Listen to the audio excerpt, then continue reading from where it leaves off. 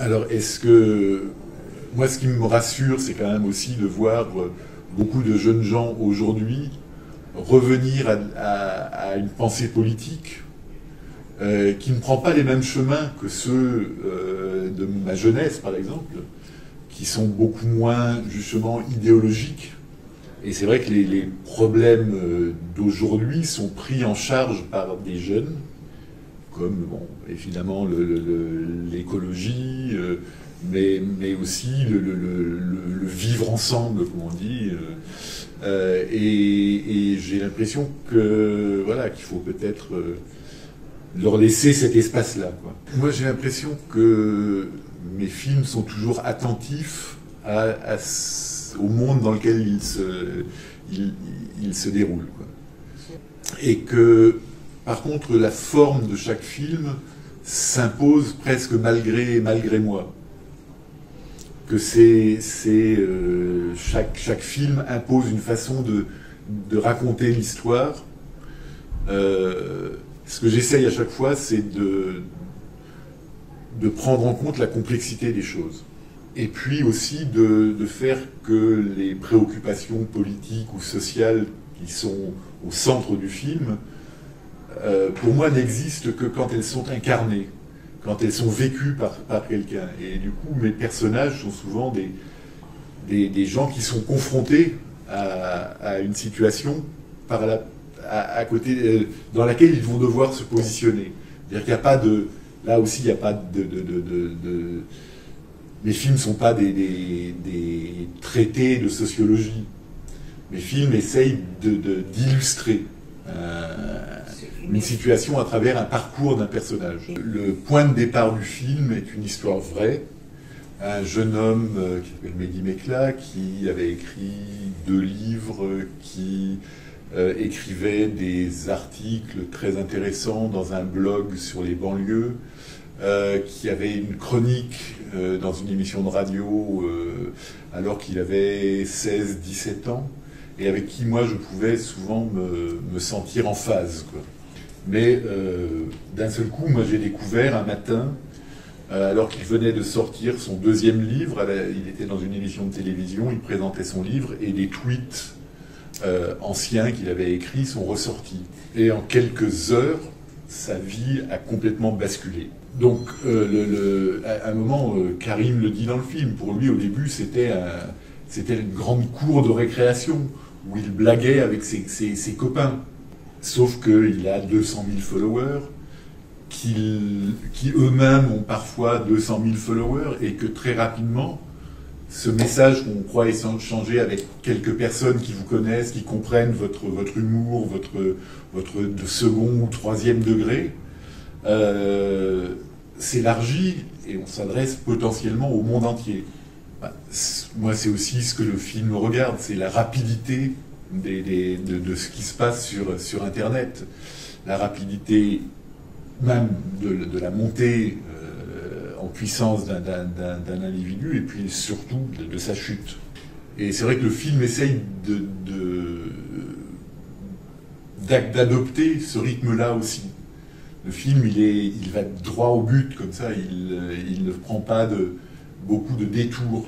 Moi, je pense qu'il y a un personnage qui, dans le film, est peut-être mon porte-parole, c'est cette écrivaine qu'il va voir le soir, enfin, dans la nuit, là, et qui va lui dire « Tu apprends, et maintenant c'est à toi de travailler ». Et moi, c'est le seul conseil que j'aurais à donner à Karim si je le croisais, quoi. J'ai un peu l'impression, malgré tout, que même s'il n'y a pas de solution définitive, il y a peut-être une prise de conscience qui est en train de se produire. Et je pense qu'on se méfie un peu plus qu'on ne se méfiait des réseaux sociaux aujourd'hui. Que de plus en plus on met en avant les fake news qui sont véhiculées par les réseaux sociaux, que de plus en plus on relativise ce qui est dit sur les réseaux sociaux. Après, en disant ça, je me dis que c'est moi qui suis très optimiste. Oui, moi j'avais envie aussi de parler de cette responsabilité collective qu'on a face à ce type d'histoire. Évidemment, c'est lui qui a écrit ces messages, évidemment il en est responsable, mais évidemment aussi tous ceux qui les ont lus, qui en ont ri, qui les ont retweetés et qui ont continué à lui en demander d'autres, sont aussi responsables. Mais c'est vrai que beaucoup de gens le lâchent parce qu'il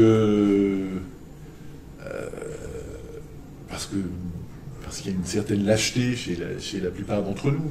Ce qui m'intéresse dans le film, c'est que, comme ça, il passe devant un certain nombre de jurys différents, et que chacun a une bonne raison de le questionner.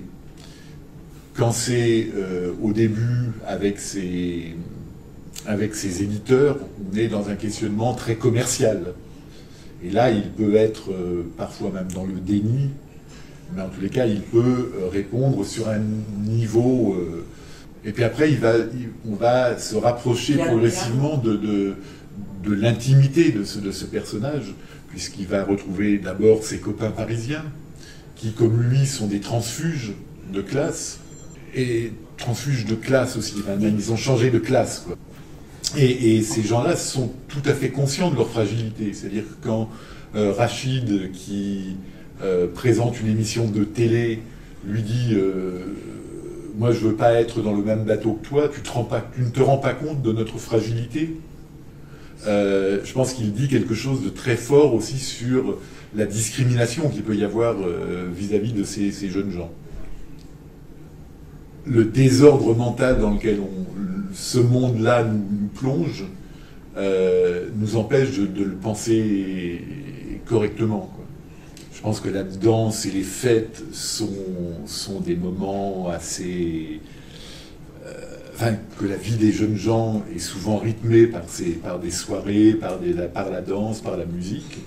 Mais c'est aussi la façon dont lui va traverser ces deux scènes qui m'intéressent. La première, il en est au centre. On le regarde danser, il fait son numéro parce qu'il est à l'apogée de sa gloire. Et d'ailleurs, c'est pendant cette musique que le drame c'est pendant cette danse que le drame va arriver, quoi. Puisque c'est à ce moment-là qu'il commence à regarder son téléphone et voir les tweets qui sont en train de sortir. C'est vrai que le film parle aussi beaucoup de ça, parle de cette rage qu'il a réussi à domestiquer pour être acceptable de l'autre côté du périph'.